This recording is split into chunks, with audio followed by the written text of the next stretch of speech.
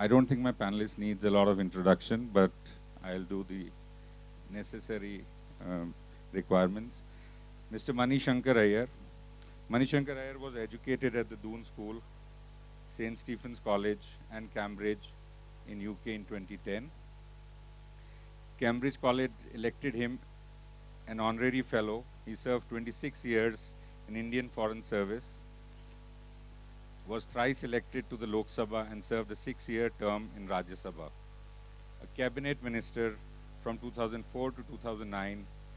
In 2006, he was conferred with Outstanding Parliamentarian Award.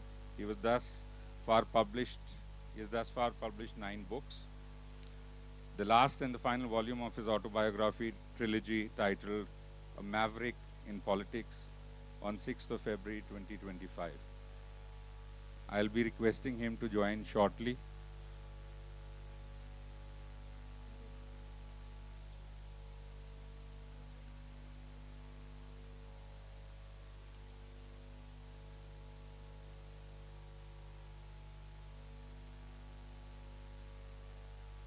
Just 2 more minutes to set up the stage. Been very close to him all throughout these years. And as I had said earlier, that we need people like him in politics in this country. I think this country would be much better off with people like, and Mr. Chidambaram also. I said that yesterday and I say it again. People like Mr. Chidambaram and money we need in Indian politics.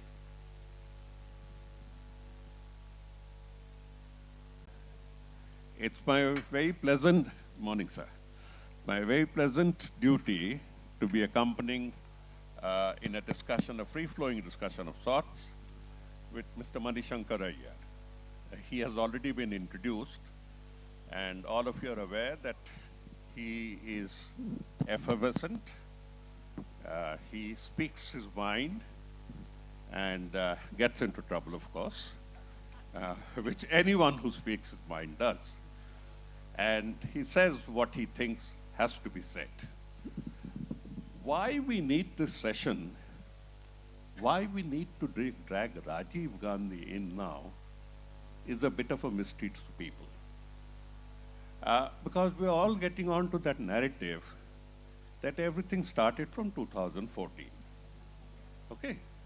There was no India before 2014, and if there was one, there was somebody, there were the mythical characters and the dinosaurs all walking together in that age, and things like that. So there was no one before that. Okay, if you insist, there was this Nehru, villain of the piece. He's there. And then comes his daughter, and fat, nobody after that. Well. We'll get into a discussion about a persona, and he was senior to me. Mr. Chidambaram was my boss, and I was a junior. But we have all been witnesses at 3 different levels. All levels matter. To an era that was stimulating, to put it in the least, an era when narrative destroyed much more than it should have. It was the era when a narrative took over. The word narrative took over and substituted truth.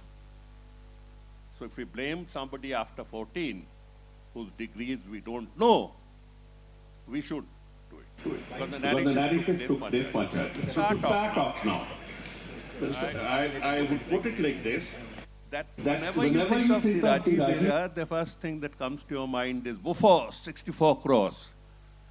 Let's wake up.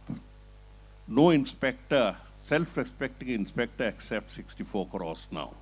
Okay? You know, I know. 64 crores is kitsch now. So you start off by saying Bofors, then you say Westland, but you don't see any punishment. You talk of Shabanu, you talk of whatever that thing comes up, whatever the narrative pushes in your mind. What it forgets to put in was the contribution of that period. We're not going to go into any hagiographic analysis of Rajiv. Everybody has his pluses and minuses. But as a very ordinary, let's put it, civil servant, we were introduced to computers, much ahead of many other countries, and the result is what you see all around, our tech superiority. We had the tech missions, we had the rural telephony, we had the, as I said, the grassroots planning. We had, by the way, since a former finance minister is here, that reminds me, any guess as to what has been the highest GDP in the history of India? We talk of 6 and 6.25 or 6.35 or 6.15. That's it, huh? 6, 6.25, 6.15. फिर भी हम share है ना, बाकी दो तो 2% कर दे. That's our satisfaction. The highest was 10.67%. 10.67%. This India, you, me, us, achieved 10.67% during the Rajiv era in 89-90. The most troubled year. Again goes to prove that political trouble and economic delivery are delinked somewhere. They don't sort of match up. Okay, we start. I would request Mr. Aiyar to begin with. Mr. Gandhi came in under traumatic circumstances, circumstances that remain extremely controversial till today, especially the riots. But the first thing that I did was to apply the healing touch. The healing touch. The word healing touch, two words healing touch have been eliminated from the Indian lexicon now. There are no healing touches, neither in Manipur nor in Kashmir, nowhere. But there was this healing touch in Punjab, in Kashmir, in Assam. And we all went there. People, all of you, none of you have ever forgotten those days when life was solitary, poor, nasty, brutish, and short. What did Rajiv Gandhi do in this domain? Yeah. Okay.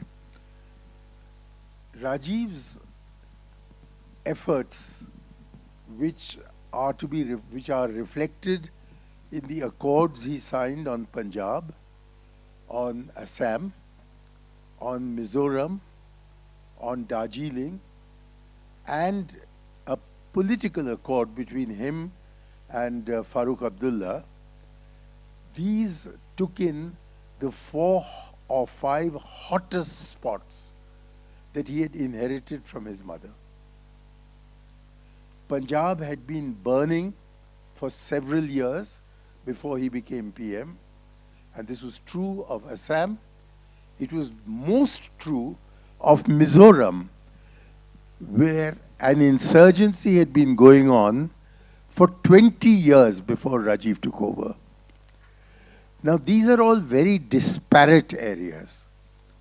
So it's what I'm looking for just now is not the details of the accords or how they worked out, but what was common to all of them. What was common to all of them was that Rajiv Gandhi sacrificed the immediate party interest of the Congress for the sake of the country as a whole. And to explain this, take the Punjab Accord. Its most essential characteristic was that to a terrorist-ridden state, he said, self-government, let there be a democratic election. When everyone in the party knew that the one party that will never win an election at that stage in India is Punjab. But he went for the election, the Akali government came into power, and of course eventually the Congress came. But what happened in Assam? Again he said, have an election. And in that election, the students of the All Assam Students Agitation, Students Union, reconfigured as a political party called the Assam Gano Parishad. They came to power. Then the Congress came over. Mizoram was the most extraordinary of all.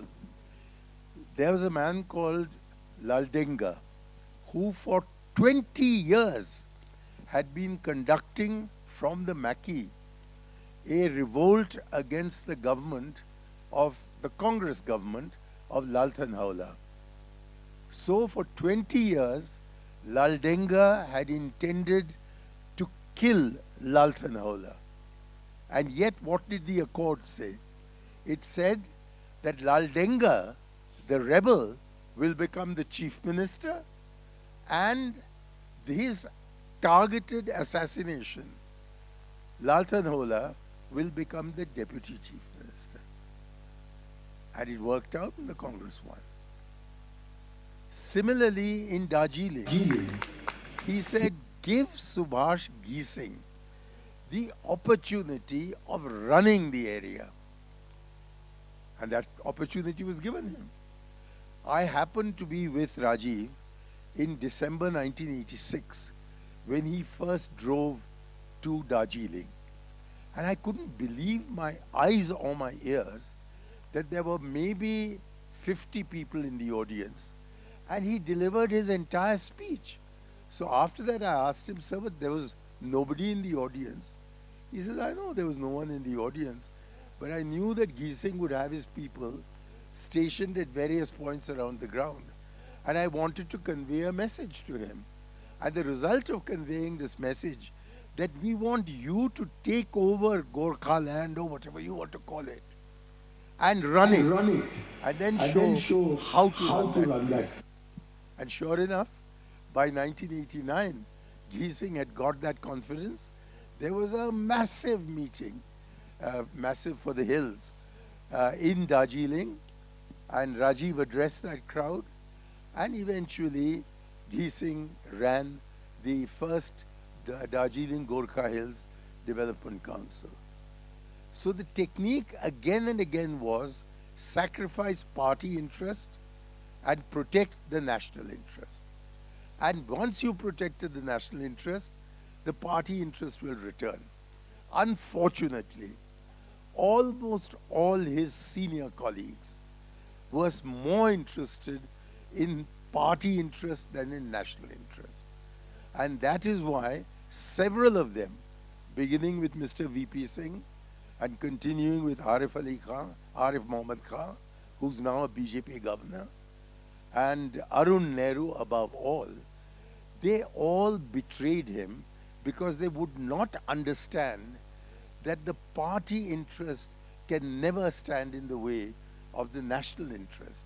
And secondly, that if you serve the national interest, automatically your party interest in the fullness of time will be satisfied. That is what happened with Mr. Hiteshwar Saikia, who had won the election and then was forced to leave office. The AGP came into power, and within a few years, they fought among themselves. There was another election, and sure enough, Hiteshwar Saikia came back. And today, his son is the leader of the opposition in Assam. So this is one important lesson. The other very, very important lesson, which I'm afraid is not being understood now, is that जिस देश में गंगा बहती है, उस देश के लिए और कोई विकल्प नहीं है सिवाय भारत में रहने का. But on the periphery of India, in the geographical periphery, whether it's the Thar Desert, or whether it is Punjab, or whether it is Kashmir, or whether it's Kargil and Ladakh, or whether it is the Northeast, in all these areas, it is necessary to prove to them that India will come to them every time they feel that they are not being treated properly. So I was in charge of Rajiv Gandhi's tours and travels. And he was very insistent that I must take him to the periphery of India. So we went to the Andaman and Nicobar Islands. We went to that lovely Greater Andaman, which is being ecologically destroyed now. We went to Lakshadweep. He even went down to Minicoy. And he picked up the idea that the textbooks that are prepared in Minicoy in the language of Divehi is going to be taken by him to Maldives and tell them that, look, we can give you books in Devehi, which is their national language. And his accords dealt largely with the political problem in Jammu Kashmir, with issues in, as I've already described, in these other parts of India. Today, it is our frontiers that are burning. We have problems in the Thar Desert, which are still not out, but we'll just watch for them. In Punjab, the BJP has destroyed itself. In Jammu Kashmir, we have the pot is simmering. In Kargil and in Ladakh, the pot is no longer simmering, it's blowing up. And in Manipur, for 3 years, we've had an insurgency, and at the end of 3 years, the current Prime Minister of India finds it possible to visit Manipur for 3 hours. And in those 3 hours, he doesn't interact with the people of Manipur, he lectures them in 2 places, Churachandpur and Imphal. And what does he say in those places? Nothing that is relevant to the people, to either the Kukizo or the Naga or the Meiteis. So this business of engaging from the center in the person of the Prime Minister with the geographical periphery of India was an almost unique contribution. But I would say it wasn't unique because Jawaharlal Nehru did the same thing. And finally, there is the periphery of our society, the scheduled castes, the scheduled tribes, and ordinary poor people. They are the periphery of India. And what Rajiv's major economic programs were designed to somehow reach out to this social periphery. And perhaps the most important of his initiatives was the Panchayati Raj movement, which would enable poor people to rule themselves and themselves be responsible for last mile delivery. And finally, I would stress that he was very keen on the empowerment of women whom he saw on the margins of society. With the result, and please hold your breath at this point, do you know how many women have been elected to our Panchayati Raj institutions? 14 lakh. There are more elected women in India today than in the rest of the world put together. And yet, it is our women who don't understand this. They don't celebrate it because they say, what's the use of poor women going into the panchayats when we rich women don't have a place in parliament? Well, so, we've now found a place for them in parliament. So it's Rajiv Gandhi, more I think than any Prime Minister of India, was responsible for getting the center to get in touch with the geographical periphery of India, with the social periphery of India, and with the gender periphery of India. That, I think, is his legacy, and that will far outlast any lies that are told about the scandals in which he was allegedly involved. So what I pick up from what Mr. Aiyar has just said, especially for those who were born after 14, there were prime ministers who visited the hotspot within 3 days. Within 3 days, they didn't take 3 years via Brazil, via US to visit the hotspot. And the touch was curative. The touch came from the heart. There were times like that, bad times, as you know. But then I was very curious about one thing.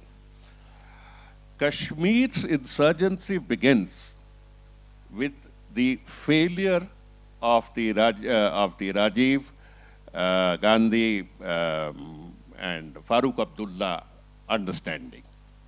It begins at that time, 1991, and I need correct figures. I am an Indian, all of us are Indian. How many Kashmiri Pandits were actually killed? I'm asking this question because it comes up through Kashmir files and all that. The written document given by Mr. Jagmohan, I found fascinating. Mr. Jagmohan was no friend of this regime, was once more than a friend when he was breaking the Turkman gate. But anyway, Mr. Jagmohan as governor gave this figure that between 89 December and 90 May, that's 6 months, 72 Kashmiri Pandits, God bless their souls, were killed, and 63 Muslims were killed. Later on, RTI revelations revealed a number little larger than this.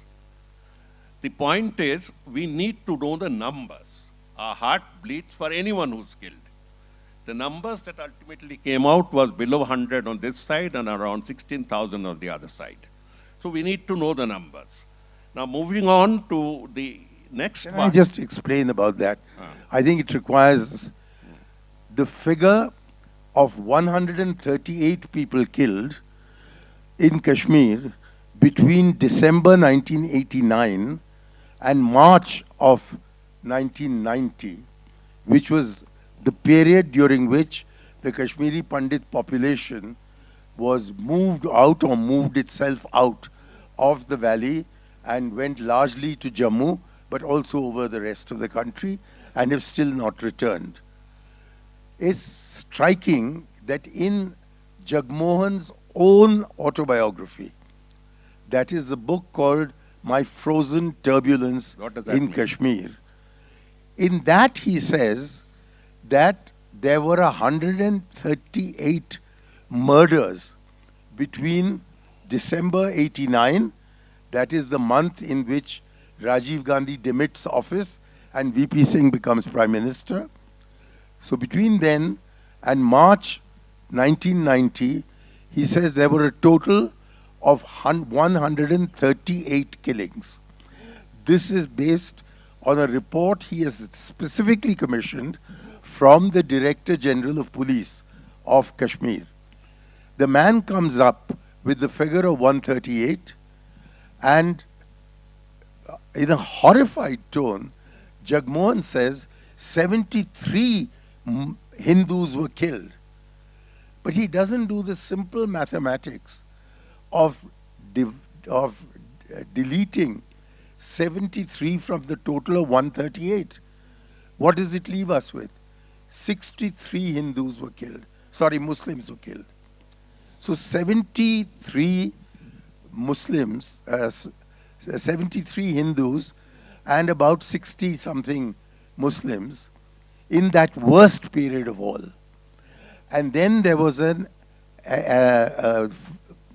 RTI filed in which was answered by the police authorities in Srinagar in 2021.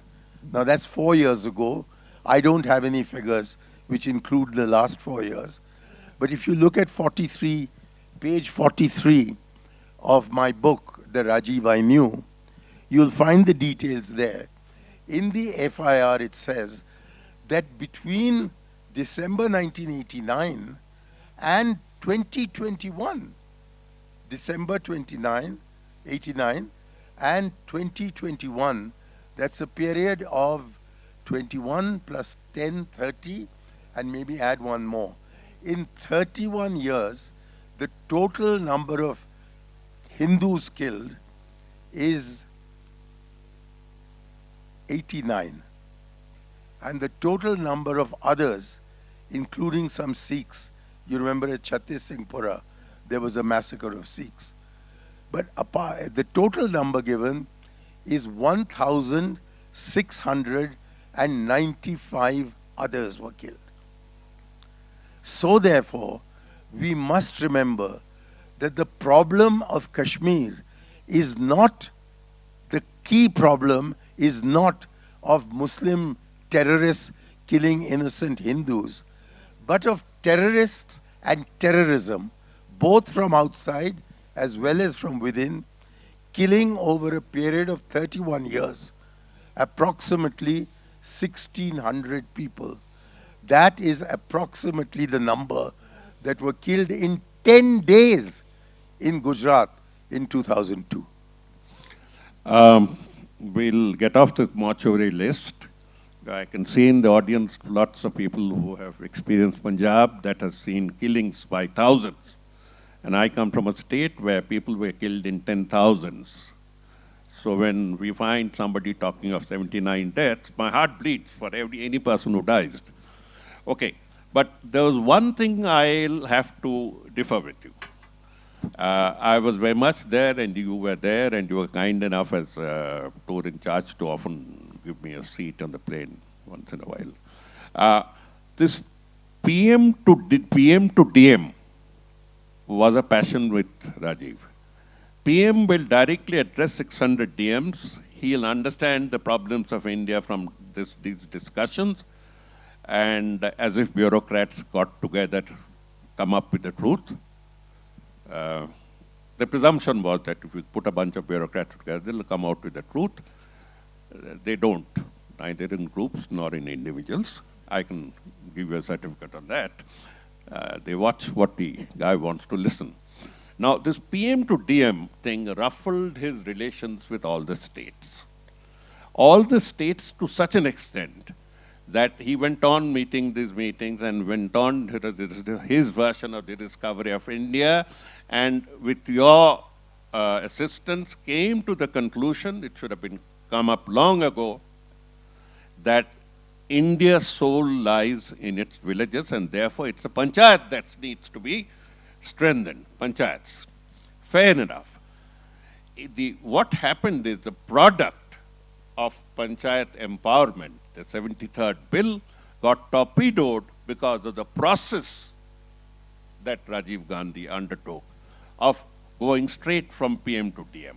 Had he gone via the CM, had he just gone via the CM, we would have seen this Panchayati Raj success much earlier. That's my statement. Please take on. Yeah. I think you've got some facts right, some facts wrong, and most facts you haven't listed. The fact of the matter is that I'm very happy to see Mr. Chidambaram in the audience, because while all of you know him as the finance minister and the home minister, at that time that we are talking about, he was a somewhat humble minister of state. Not humble. For personnel. Not humble. That particular boss, I can assure you. The post was humble. No. It hid the glory which he was going to acquire later. Powerful post. So he, as Minister of Personnel, he was in charge of identifying who were the officers who would be brought to any given venue. There were 5 DM's meetings altogether. The first was at Bhopal on the 10th of December 1986. The second was in Hyderabad on the 22nd of February 1987. The third was in Manipur, and I remember that Mr. Chidambaram and I were the only ones flying with Rajiv Gandhi in his plane to Manipur. The third meeting was held on the 2nd of April 1987 in Manipur, in Imphal. The fourth meeting was held in Jaipur in West India on the 30th of April that year. And the final meeting was held on the 5th of October that same year in Coimbatore. So we covered the north of India, the west of India, the northeast of India, central India in Bhopal, that's where we began, and South India in Coimbatore. Now, all these meetings, the chief minister of the state concerned was invariably requested to be present. Why not Cal? And many of these states, chief ministers, would not turn up. In one place they did, not for one of the DM meetings, but for, I think it was the SCST meeting, which took place in Calcutta, and Jyoti Basu was very much present. So wherever it was possible, the CM was also invited. So if it was not PM to DM, not CM. It was PM to DM with the CM present, CM. if he wished to be. If we Secondly, the amendment that was passed, or the amendment that was proposed, it was called then the 64th Amendment, and the one for the urban local bodies was called the 65th Amendment. It was put to the vote when Rajiv Gandhi was the Prime Minister on that very unfortunate date of the 13th of October, when two tragedies befell the Rajiv regime. The first was that the Panchayat bill was defeated in the Rajya Sabha. The second was that I left the Foreign Service and joined him on that day in politics. So it was defeated largely because of that, of the opposition of the DMK in the Rajya Sabha. We succeeded in breaking away a few of the ADMK who were going to abstain and have them with us, but it didn't prove to be adequate. So And one question. The bill bell has already- was eventually passed after Rajiv Gandhi's assassination on the 23rd of December 1992. So the sequencing needs to be corrected. Now, did it involve only the DMs? Not at all. In all that happened in those meetings was that Rajiv Gandhi was asking the district magistrate whether it would help them or not to have elected local bodies advising them, assisting them, helping them, and performing some of the duties themselves. And even at the end of the first meeting, Rajiv said to me, "Isn't it astonishing that all the bright ones want local bodies to assist them, and all the dull ones want to rule over the people without the assistance of these people?" They would become secretaries. So this being so, I think it would be true to say that at the end of the day, the bill was reintroduced with some modifications in Parliament, and then select committees were set up of both houses for both what became the 73rd Amendment and the 74th Amendment. I have a question I'm dying to ask you. You see, I don't want to rake up Bofors and all that. We know that the rise of the BJP from 2 seats to 84 was triggered off from Babri. Babri, I'm not even going to discuss the Shilanash and Sheela Puja and all that thing. I'm not going to discuss who was responsible, how evil Arun Nehru was in that. I'm going to ask you a point-blank question as somebody, as the best informed civil servant of Mr. Gandhi's regime. Who on earth commissioned the Ramayana series in December, from January 87 to July 88, when the entire Ram issue was on the low boil, and by the time it ended, it had gone, the cauldron had blown over. I happened to look after Doordarshan for no fault of mine later. Who commissioned it? Who commissioned it? Because Ajit Panja, on his own strength, was a flyweight. Well, he didn't know it, but we know it. So who commissioned these serials that galvanized Indian opinion in favor of Jai Shri Ram? I'm not saying it's a good or bad thing. Let history judge. Well, the answer to your question is very simple.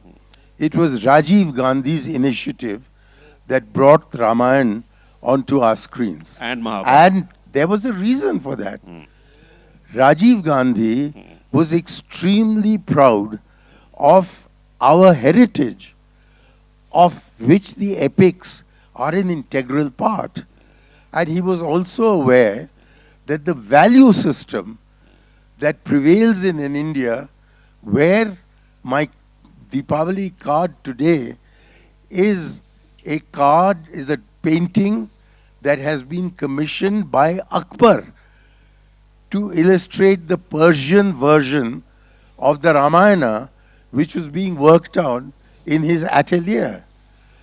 The Ramayana is an integral part of India's composite culture, and the values that it embodies are all the right values. But in both our epics, the Mahabharata as well as the Ramayana, I have no quarrel there with that. are evil, there is evil also embedded.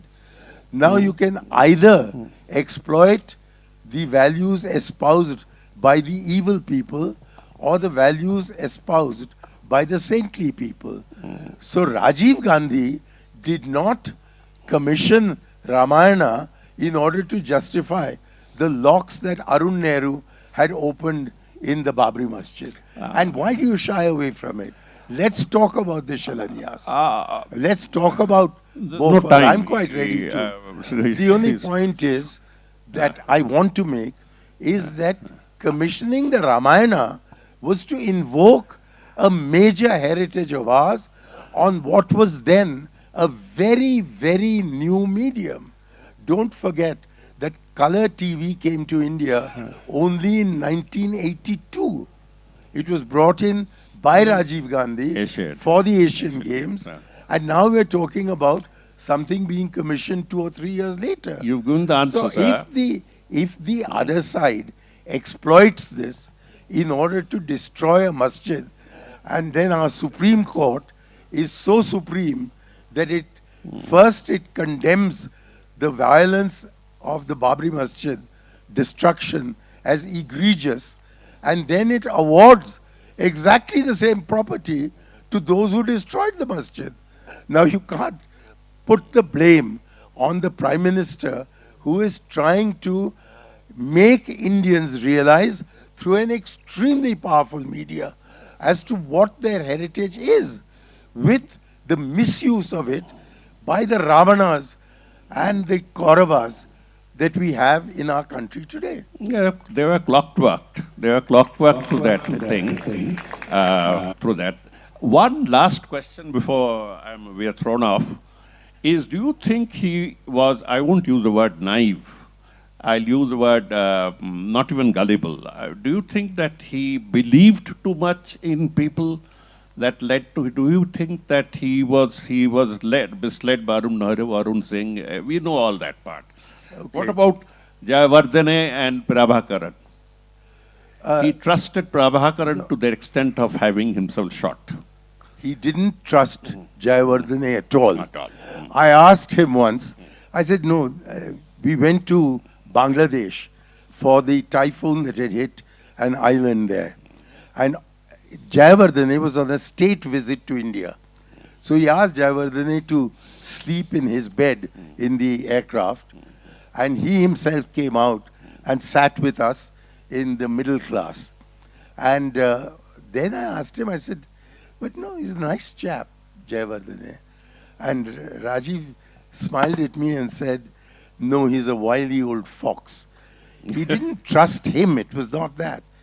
He knew that the disintegration of Sri Lanka might cause the disintegration of India. And above all, he knew that Tamil sentiment in Tamil Nadu was very, very much in favor of Elam in Sri Lanka. Now, had Elam come into existence, then Tamil Nadu would have extended from the Andhra border to south of Batticaloa. And don't forget that the DMK was an avowedly separatist party. Even when Annadurai was elected to the Rajya Sabha, he came in as a separatist. And he argued in the Rajya Sabha against Atal Bihari Vajpayee that if you impose Hindi on me, I'm leaving this country. It was only in November 1962, after the Chinese invasion, that the DMK gave up its separatist program. But even today, none of you really understands Tamil Nadu. Basically, it is not a state like any other state of India. which is why neither Mr. Chidambaram nor I can get elected without the help of the Dravidian forces. And these Dravidian forces, going back for 1 century, have wanted a different India. I once looked up the newspapers to see what was the big story on the day I was born, which was the 10th of April, 1941. And I found the big international story was Hitler invading Belgrade. But the big domestic story was E.V. Ramasamy Nayakar, who's called Periyar in Tamil Nadu. He received Jinnah at the railway station in Madras because the big annual session of the Muslim League in the year after the Lahore Resolution was to take place in Madras. And as the chairman of the reception committee, Periyar Nayakar got on the stage, made the first speech, that I completely agree with you, Mr. Jinnah, that Pakistan must come into existence. But please accept my demand that India should be divided 3 ways into India, Hindustan, Pakistan, and Dravidistan. Now that is the background, and it was to protect India and incidentally Sri Lanka from disintegration that the accord with him was signed. And the accord with the full agreement of the army, specifically the agreement of General Sundarji, had a provision both in the main accord as well as in Annex 6, if my memory serves me right, which said that at the request of the Sri Lankan authorities, an Indian peacekeeping force will be sent to Sri Lanka. No, and what we didn't know, getting a peacekeeping force I'll just coming. finish it. Peacekeeping force They held us up for a while. No. So let them suffer the consequences. This is far more important. What we had not anticipated, nobody had, was that Jayavardhane would tell Rajiv immediately after the signing, please come into a separate room, and that there was an insurgency being provoked in the southern part of Sri Lanka, which included, incidentally, the present president of Sri Lanka, Anura Dasanayake, was very much a part of that JVP uprising. And in the northeast, they had the Tamil insurgency. So he said that I can't fight both insurgencies. My whole country will go unless you send in your peacekeeping force. Now, we didn't send in the Indian army. The Indian army goes into another country to defeat it. This was an Indian peacekeeping force sent to Sri Lanka to save it. And it was the highest opinion in the Indian army was after the LTT started attacking the Indian army. Sundarji went on record, very modest way. He said it will take us maybe 2 weeks to contain the LTT, but more probably a week.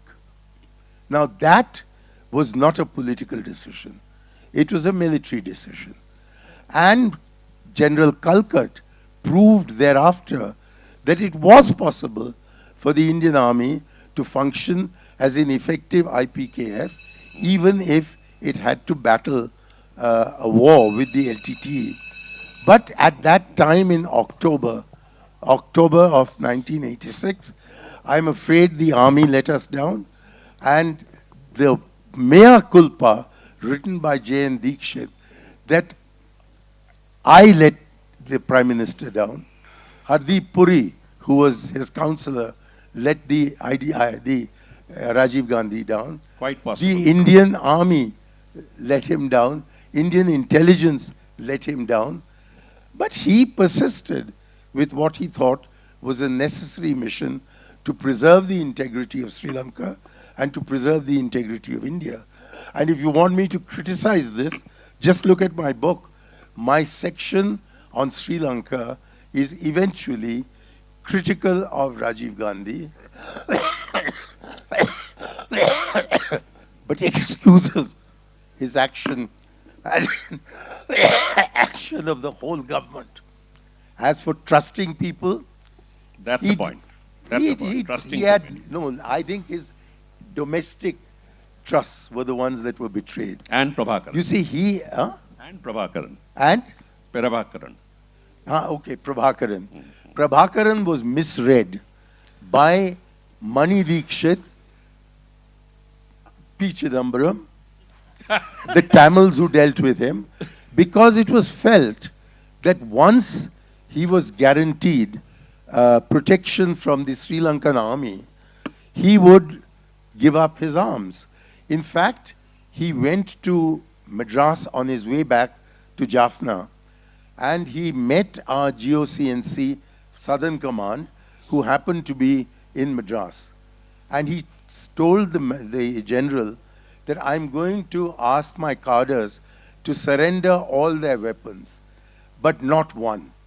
One that I have is a heavy mortar, and I am going to hold that back until you arrive in Jaffna so that I can personally present this heavy mortar to you. On that note, sir, Yeah. thank you very much. Really appreciate. Thank all if you of see you, the all pin of drop you. silence in the audience tells you how interesting the subject matter is, and nobody other than Shri Mani Shankar Aiyar ji with us here to deliver the very impactful points and the legacy called Rajiv Gandhi. Thank you very much, sir. Mr. Sircar has been very kind and has taken over the entire time for Q&A. We will hold on. Mr. Sircar and Mr. Aiyar are with us the entire day, and they will be available for any questions.